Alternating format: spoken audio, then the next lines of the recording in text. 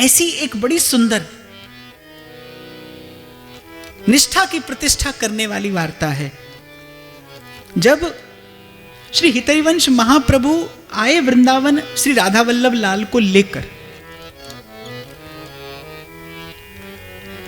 तो उस समय इतना सघन वन था वृंदावन कि रसिकों की वाणियां कहती हैं कि सूर्य के किरण जो है वो धरती का स्पर्श नहीं कर पाती थी। इतना सघन वृंदावन, तरु लताओं से, बेली वल्लरियों से आच्छादित वृंदावन, सुंदर सघन वृंदावन, प्रिया प्रीतम को सुख देने वाला वृंदावन, रसिकों का जीवन धन वृंदावन। आज तो है ना, हमने अपने जैसा बना दिया वृंदावन। आज वृंदावन में तरु लता का तो दर्शन भी नहीं होता। आज वृंदावन में रज का सुख नहीं है, आज वृंदावन में रुख का सुख नहीं है। वृंदावन की रज और वृंदावन के तरु लता ही तो वृंदावन का भजन रस देते हैं। और अपने शहर से आपने कर दिया वृंदावन। या फिर ऐसा कह लीजिए कि जीव अधिकारी नहीं रहा तो वृंदावन ने अपने उस सुंदर स्वरूप को छिपा लिया इस आवरण के पीछे।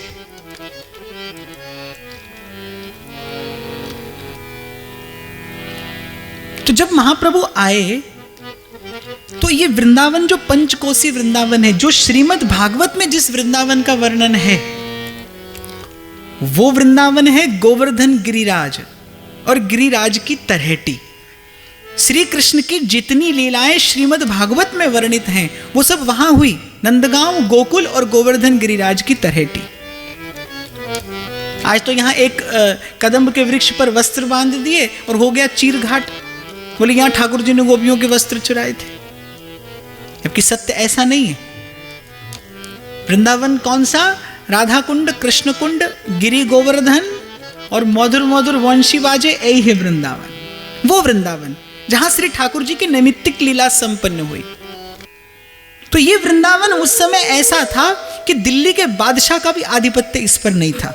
इस वृंदावन के निकट एक छोटी सी गढ़ी में एक दस्यु भील राजा रहता था, नाम था नरवाहन।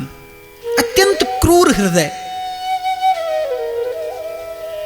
लूट पाट हत्या, यही जिसका जीवन, और वीर भी ऐसा कि उसकी छोटी सी सेना के सन्मुख बादशाह की बड़ी विशाल सेना नहीं टिक पाती थी।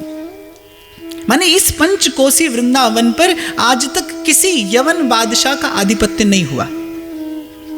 जब श्री महाप्रभु जी आए, श्री जी की आज्ञा पाकर और राधा वल्लभ लाल को मदन टेर पर विराजमान किया, तो नरवाहन के एक सेनापति ने देखा कि भाई कोई गृहस्थ है। राधा वल्लभ लाल संग में थे, महाप्रभु की 2 पत्नियां, गृहस्थी और खूब सब धन संपत्ति लेकर महाप्रभु वृंदावन आए थे। तो सेनापति ने आशंकित चित्त से जब महाप्रभु को वहां से हटाने का प्रयास किया और महाप्रभु के निकट आया, तो महाप्रभु को देखकर महाप्रभु के रूप, शील और गुण पर मोहित हो गया। चाहकर भी महाप्रभु से कुछ कह नहीं पाया, लेकिन उसने मन में विचार किया कि राजा नरवाहन को इसकी सूचना अवश्य कर देनी चाहिए। नरवाहन से कहा कि इस प्रकार से एक गृहस्थ है, साथ में बड़े सुंदर श्री ठाकुर जी हैं और संग ही उनकी गृहस्थी भी है, खूब धन संपत्ति भी साथ में है। तो नरवाहन ने कहा तुम्हारी बुद्धि खराब हो गई है। ऐसे घने जंगल में जहां दिन रात हिंसक पशु विचरते रहते हैं, कोई गृहस्थ अपनी गृहस्थी बसाने आएगा? बोले अरे मूर्ख, वो कोई और नहीं, बादशाह का गुप्तचर होगा जो हमारी शक्ति का भेद लेने आया होगा।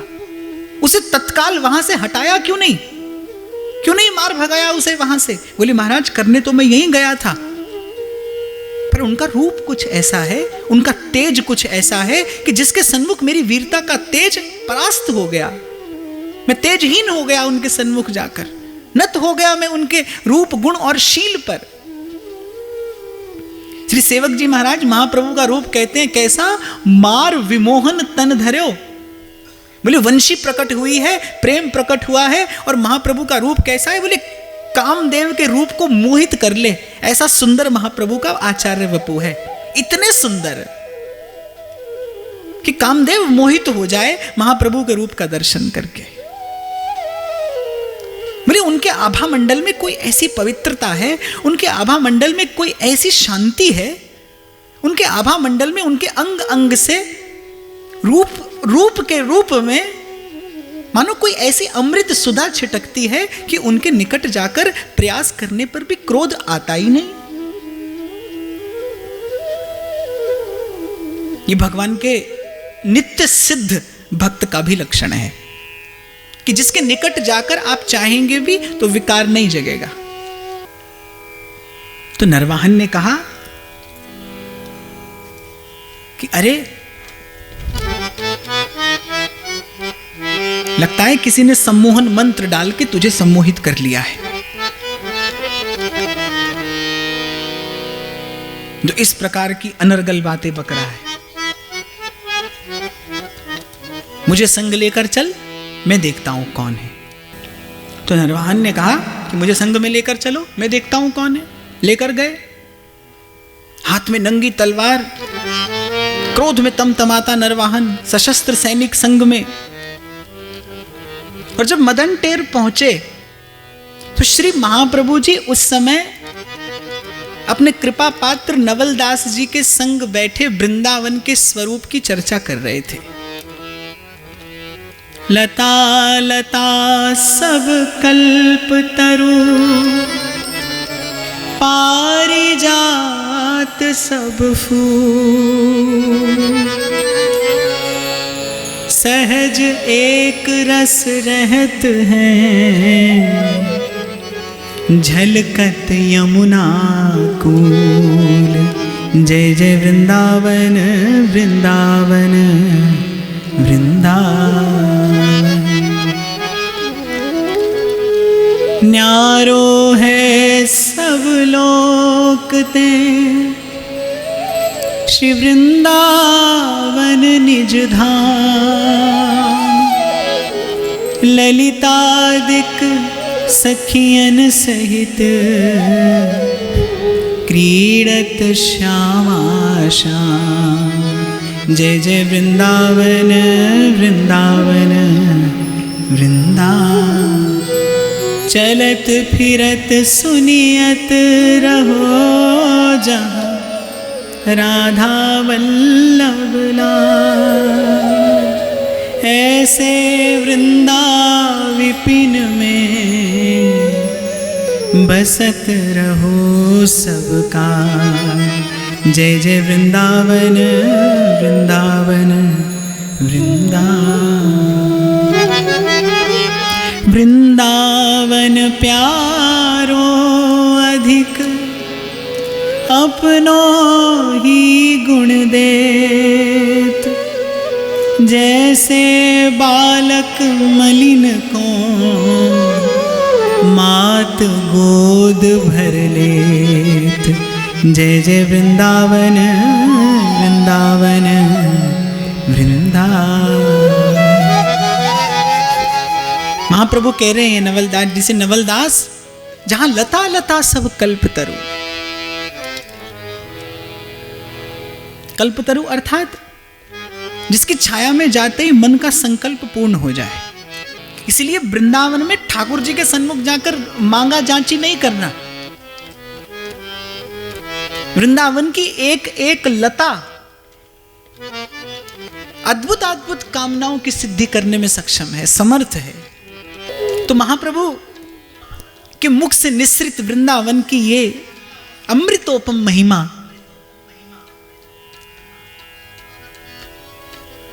देखो। कथा तो कैसी है कि कौवा भी सुनाता है तो मीठी लगती।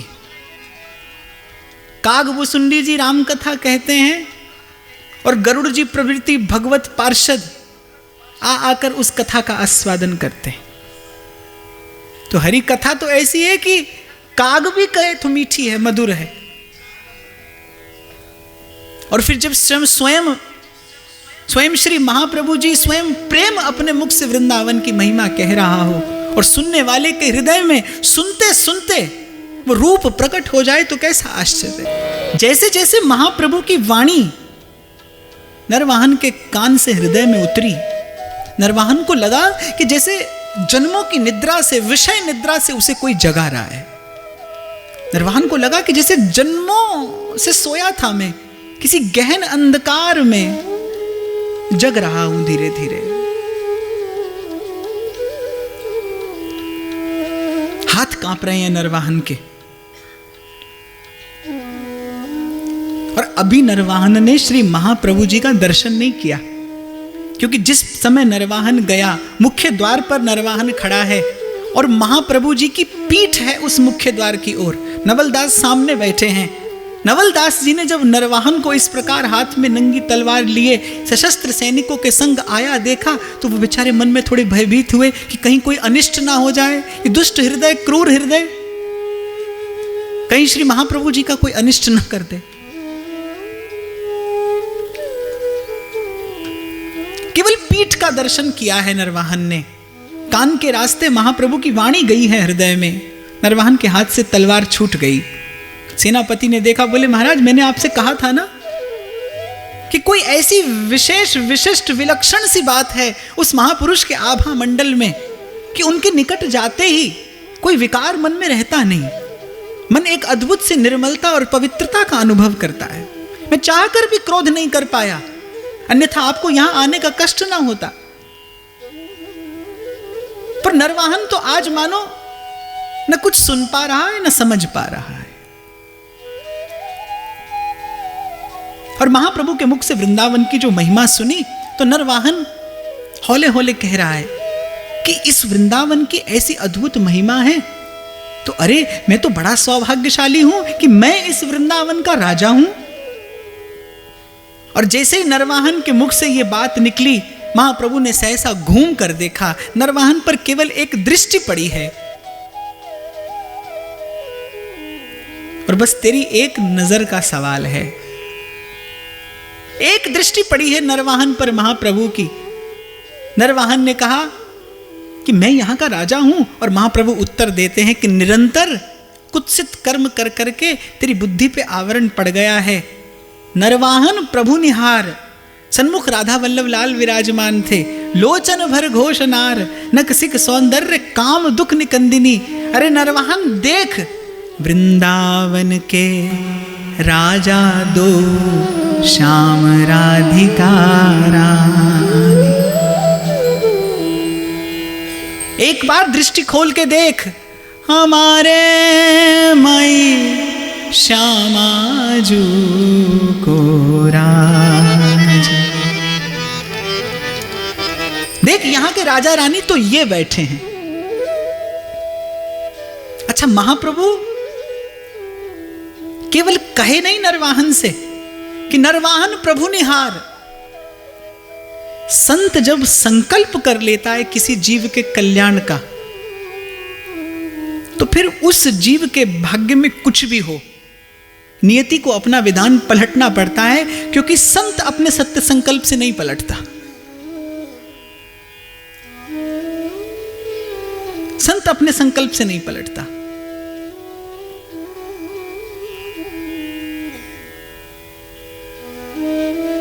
महाप्रभु वृंदावन के भाव रस में डूबे थे। नवलदास जी से चर्चा हो रही थी, उसी समय नरवाहन आया। उसी वृंदावन की भाव माधुरी में डूबे डूबे महाप्रभु ने सहज कह दिया, अरे नरवाहन देख, यहां के राजा रानी ये बैठे हैं। और केवल कहा नहीं, देख, ये कहकर मानो इस शब्द के साथ साथ उस पर शक्तिपात भी कर दिया। महाप्रभु के कृपा करने के भिन्न भिन्न लक्षण हो सकते हैं। महाप्रभु स्पर्श से कृपा कर सकता है, महापुरुष स्पर्श से कृपा कर सकता है, महापुरुष अपने दृष्टिपात से कृपा कर सकता है, महापुरुष अपने संकल्प से कृपा कर सकता है, महाप्रभु शब्द से कृपा कर सकता है। तो महाप्रभु ने केवल कहा नहीं, अपितु शब्द के साथ मानो शक्तिपात कर दिया। उसके मन का कपट कपाट खोल दिया जो जन्मों से बंद पड़ा था, और अंतर में प्रकाश कर दिया सदगुरु के एक शब्द ने। सदगुरु मेरा सूरमा करे सबद की छो। बड़ी सुंदर बात कहते हैं कबीर। सबद बाण उर अंतर लागे।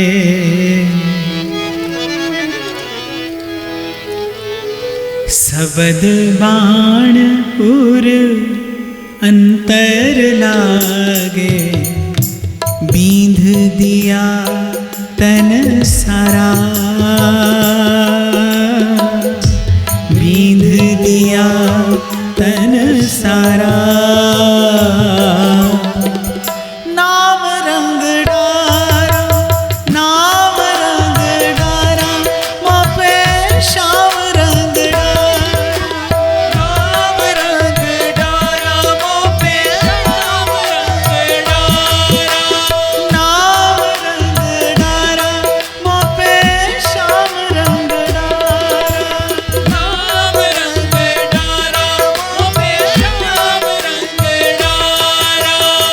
सद्गुरु ओ महाराज, मोपे नाम रंग डारा।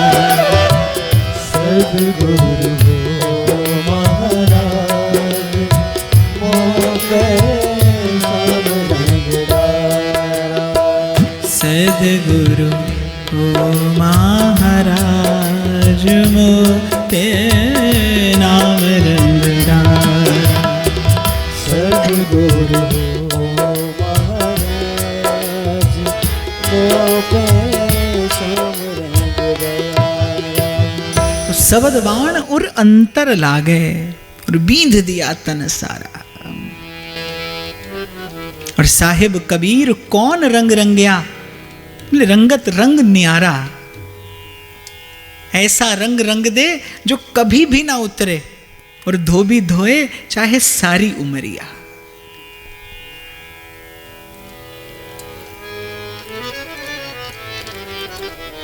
तो मानो इस एक शब्द में महाप्रभु ने खोल दिए उर अंतर के द्वार। केवल कहा नहीं कि राधा वल्लभ लाल को देख, दृष्टि भी प्रदान कर दी। स्वरूप क्या है वस्तुतः राधा वल्लभ लाल का? रूप बेल प्यारी बनी, प्रीतम प्रेम तमाल, दो मन मिल एक भय, श्री राधा वल्लभ लाल।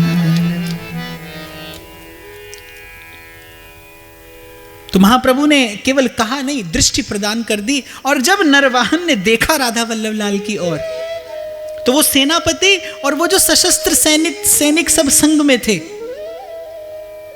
उनको तो राधा वल्लभ लाल के इसी सुंदर सुमधुर विग्रह का दर्शन हुआ है।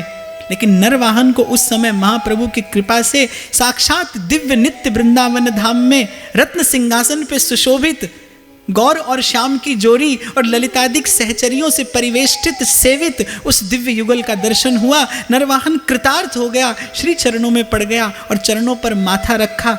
महाप्रभु ने अपना वरद हस्त पधरा दिया सिर पर।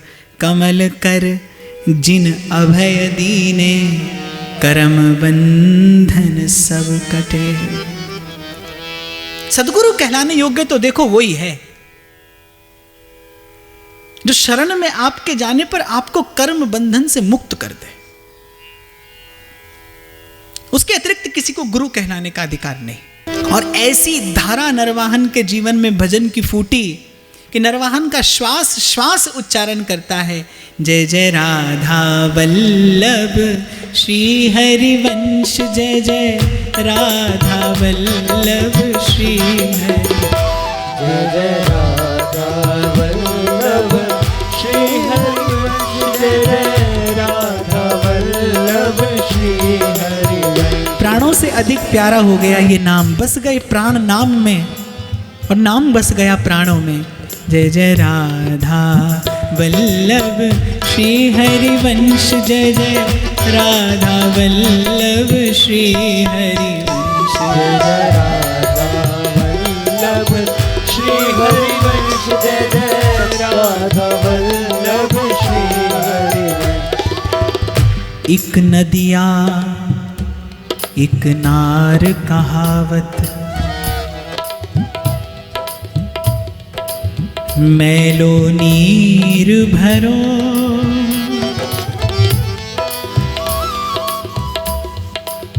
जब मिल दोनों एक बरन भय, सुरसरी नाम परो प्रभु जी मोरे,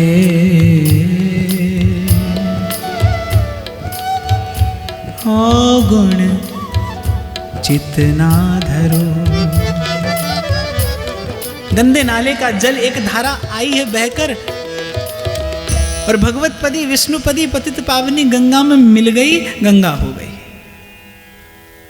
चरण स्पर्श हुआ, महाप्रभु की कृपा दृष्टि बरसी, और नरवाहन क्या से क्या हो गए। सारा कबीला देखकर हैरान है कि ये हमारे राजा को क्या हुआ, कहाँ गई वो दुष्टता, कहाँ गई वो क्रूरता। क्योंकि प्राय करके ऐसा होता है कि कुछ भी परिवर्तन आ जाए स्वरूप में, स्वभाव में, लेकिन व्यक्ति अपना मूल स्वभाव नहीं छोड़ता। साधन से आपका मूल स्वभाव नहीं छूटेगा। यह गुण साधनते नहीं हुई, तुम्हारी कृपा पाओ कोई कोई। उसके लिए आपको अपने तीव्रतम प्रारब्ध को बदलने के लिए आपको किसी समर्थ महापुरुष की कृपा चाहिए। जीवन बदल गया, नरवाहन साधु हो गए, संत हो गए। पहले लूटपाट, हत्या और जाने क्या क्या अनाचार करते थे। उस समय जल के बड़े बड़े जहाज चलते थे, जमुना जी ऐसी अगाध आबाद बहती थी, तो यहां से वहां का जो व्यापार था वो जल मार्ग से होता था। तो नरवाहन जी ने एक युक्ति निकाली कि भाई प्रजा का पोषण किस प्रकार हो, ये जो लोग मुझ पर आश्रित हैं इनका पोषण कैसे होगा। तो एक युक्ति निकाली कि जो जहाज यहां से आएंगे उनसे थोड़ा सा कर वसूल कर लिया जाएगा और प्रजा का पालन होता रहेगा। कुछ काल के पश्चात एक व्यापारी युवक था, तरुण, बड़ा समृद्ध संपन्न, बहुत बड़ा व्यापारी रहा होगा। उसने नरवाहन के सैनिकों को कर देने से मना कर दिया, अस्वीकार कर दिया। युद्ध हुआ, इनके भी कुछ सैनिक मारे गए और उसके संग के तो समस्त लोग मृत्यु को प्राप्त हो गए। बंदी बना के नरवाहन के सन्मुख प्रस्तुत किया गया। नरवाहन ने कहा कि ऐसी कुटिल हृदय हो तुम, ऐसे दुष्ट हो तुम कि थोड़े से धन के लिए तुमने यमुना जी के जल को रक्त रंजित कर दिया। थोड़े से धन के लिए तुमने इतने लोगों के प्राण ले लिए, ऐसा बानक बना दिया कि इतने लोगों के प्राण चले गए। तो नरवाहन ने क्रोध में आकर कहा कि या तो इस धन से 3 गुना धन हमें मंगा कर दो, अन्यथा आज से 1 सप्ताह बाद तुम्हें प्राणदंड दे दिया जाएगा। कारागार में ले जाकर डाल दिया गया उस तरुण को। वो तो अपना समस्त धन साथ में लिए व्यापार के लिए निकला था। 7 दिन का समय है, कारागार में वो व्यक्ति पड़ा है। छठे दिन जो दासी उसे भोजन देने जाती थी, उसे उसकी दशा देखकर बड़ी दया आई। बोले अरे अभी तो नव युवक है, अभी तो इसने जीवन के चौखट पे पग धरा है, सारा जीवन इसके सन्मुख है, जीवन हाथ से चला जाएगा, प्राणों का भय है इसके सिर पर, किसी प्रकार इसकी प्राण रक्षा करनी चाहिए। छठे दिन उस दासी ने कहा देखो कल तुम्हें प्राणदंड दिया जाना है। बोले मैं तुम्हारी इस प्राणदंड से रक्षा कर सकती हूं। बोले कैसे? बोले मैं एक युक्ति बताती हूं, तुम्हें वैसा करना होगा। अब भाई सिर पर मृत्यु खड़ी हो तो कोई भी कुछ भी कभी भी कैसे भी करने को प्रस्तुत हो जाए। बोले नरवाहन ने कहा ठीक है आप जैसा कहेंगी मैं वैसा करूंगा। तुलसी की कंठी बांध दी और कहा कल प्रातः काल ब्रह्म मुहूर्त में बड़े उच्च स्वर से इस नाम का कीर्तन कर देना। जय जय राधा वल्लभ श्री हरिवंश, जय जय राधा वल्लभ श्री हरिवंश, जय राधा वल्लभ श्री हरिवंश, जय जय राधा वल्लभ श्री हरिवंश। हो जय जय राधा वल्लभ श्री हरिवंश, जय जय राधा वल्लभ श्री हरिवंश। और देखा जाए तो आपकी और मेरी दशा भी तो उसी बंधक जैसी है। 7 दिन का समय है, मृत्यु सर पे खड़ी है, काल खड़े हो सर साधे। ऐसे किसी समय जैसे वो दासी आई है, ऐसे हमारे जीवन में भी प्रभु का कोई दास आ जाता है। वो कहता है मैं बताता हूं एक युक्ति, तुम्हें इस दंड से बचने का मैं एक उपाय देता हूं, मैं एक मार्ग देता हूं। वो भी तुम्हारे गले में कंठी बांध के जीवन कृष्णार्पण कर देता है और तुम्हारे कान में कह देता है अपना वो नाम, कि बस ये नाम जपना। नानक नाम जहाज है, चढ़े सो उतरे पार। ब्रह्म मुहूर्त की बेला और बड़े करुण स्वर से कीर्तन कर रहा है वो युवक। क्यों? क्योंकि प्राण दंड का भय है, बस कुछ देर में प्राण चले जाएंगे, हो जाएगा सब कुछ समाप्त। बड़ी करुणा है स्वर में। ओ जय जय राधा वल्लभ श्री हरिवंश, जय जय राधा वल्लभ श्री हरिवंश, जय जय राधा वल्लभ श्री हरिवंश, जय जय राधा वल्लभ श्री हरिवंश, ओ जय जय राधा वल्लभ श्री हरिवंश, जय जय राधा वल्लभ श्री हरिवंश, जय जय राधा वल्लभ श्री हरिवंश, जय जय राधा वल्लभ श्री हरिवंश, जय जय राधा वल्लभ श्री हरिवंश, जय जय राधा वल्लभ श्री हरिवंश, जय जय राधा वल्लभ श्री हरिवंश, जय जय राधा वल्लभ श्री हरिवंश, जय जय राधा वल्लभ श्री हरिवंश, जय जय राधा वल्लभ श्री हरिवंश, जय जय राधा वल्लभ श्री हरिवंश। जय जय राधा वल्लभ श्री हरिवंश। कीर्तन का स्वर नरवाहन जी के कान में पड़ा। उस समय की ब्रह्म बेला की वो नीरव शांति। नरवाहन ने कहा, इस समय ऐसे करुण स्वर में गुरुदेव का नाम कौन उच्चारण कर रहा है? ध्वनि का अनुसरण करते करते पहुंचे नरवाहन कारागार। स्वर स्पष्ट होता प्रतीत हुआ। ओ जय जय राधा वल्लभ श्री हरिवंश, जय राधा वल्लभ श्री हरिवंश, जय जय राधा वल्लभ श्री हरिवंश, जय जय राधा वल्लभ श्री हरिवंश, जय जय राधा वल्लभ श्री हरिवंश। जय जय राधा वल्लभ श्री हरिवंश। कारागार वो बंधक पड़ा युवक, अश्रु बह रहे हैं, दीनहीन सी वो दशा, जीरन पट अति दीन लट, करुणा भरी हृदय में स्वर से प्रकट हो रही है। निस्सहाय वो युवक और उच्चारण कर रहा है। नरवाहन ने कहा कि तुमने ये नाम कहां से सुना? क्यों कर इस समय में इस नाम का उच्चारण करते हो?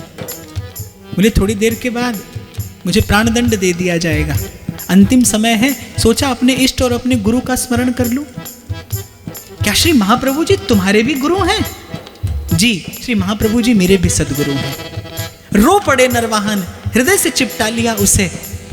तुलसी बाबा कहते हैं बड़ी सुंदर बात, तुलसी जाके मुख ते धोखे हूं निकसत राम, वाके पग की पग तरी मेरे तन को चां। तुलसी जाके मुख ते धोखे हूं निकसत राम। लिवा ले गए, उसे महल में स्नान कराया, सुंदर वस्त्र आभूषणों से सुसज्जित कर दिया। जो धन उसका था सो तो दिया ही, साथ में और धन और भेंट उसे की। बार बार चरणों में पड़कर क्षमा याचना करते हैं, आप मेरे गुरु भ्राता हैं, आपसे मेरा आत्मा का संबंध है, आपसे मेरा भगवान नाम का संबंध है। ये बात आपने मुझसे पहले क्यों ना कह दी? मैंने 7 दिन आपको इतना कष्ट दिया। और वो व्यापारी अचंभित कि अरे मैंने तो झूठ बोला, केवल उस दासी के कहने पर, केवल इस नाम को रटा। और वो मुझसे कह गई थी कि नरवाहन तुमसे आकर पूछेंगे कि कहां से मिला ये नाम, बस इतना कह देना कि श्री महाप्रभु जी मेरे गुरु हैं। इस छल से तुम्हारी रक्षा हो जाएगी। विदा किया ससम्मान उस व्यापारी को। व्यापारी ने उस दासी से कहा कि जिस महापुरुष का छल से नाम लेने से मेरे प्राणों की रक्षा हो गई, क्या मैं उनका दर्शन कर सकता हूं? ले गई दासी उसे महाप्रभु के निकट, सारी वार्ता कह सुनाई। उसने समस्त धन श्री महाप्रभु जी के चरणों में भेंट किया। महाप्रभु ने कहा, भैया इस धन से तुम्हारा इतना अनिष्ट हुआ, इससे हमारा क्या इष्ट होगा? ले जाओ, संत और भगवंत की सेवा करना। महाप्रभु ने कृपा प्रसाद देकर विदा कर दिया। नरवाहन जी का नित्य का नियम था कि श्री महाप्रभु जी के श्री चरणों का दर्शन करने नित्य आया करते थे। कुछ दिन बीते हैं, नरवाहन नहीं आते। नरवाहन जी के मन में इतना संकोच है कि मैंने श्री महाप्रभु के श्री चरणों को साक्षी मानकर ये संकल्प लिया था कि अब मैं जीवन में हिंसा नहीं करूंगा। मैं अपने व्रत का निर्वाह नहीं कर पाया, इसलिए अपने सदगुरु को मुख दिखाने योग्य नहीं हूं। क्या मुख लेकर प्रभु के सन्मुख जाऊं? ये मैली चादर ओढ़ के कैसे द्वार तिहारे आऊं? क्या मुख लेकर उनके सन्मुख जाऊं? और यहां महाप्रभु व्याकुल हो रहे हैं नरवाहन से मिलने के लिए। महाप्रभु ने आज्ञा दी नरवाहन को कि हमारे सन्मुख उपस्थित होइए। संकुचित नरवाहन महाप्रभु के श्रीमुख की ओर दृष्टि नहीं करते, आंखों से अश्रु बह रहे हैं, कांपता हुआ गात, और ऐसी दीनता प्रभु को विवश कर देती है कृपा रस वर्षण करने के लिए। आतुर हो जाते हैं प्रभु जब किसी दीन हृदय को देखते हैं।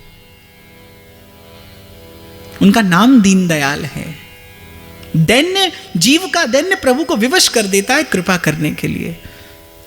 ऐसी निष्ठा और उस पे ऐसी विनय, महाप्रभु करुणाद्र हो गए, निकट गए नरवाहन के। नरवाहन का चरण स्पर्श करने का साहस नहीं हो रहा।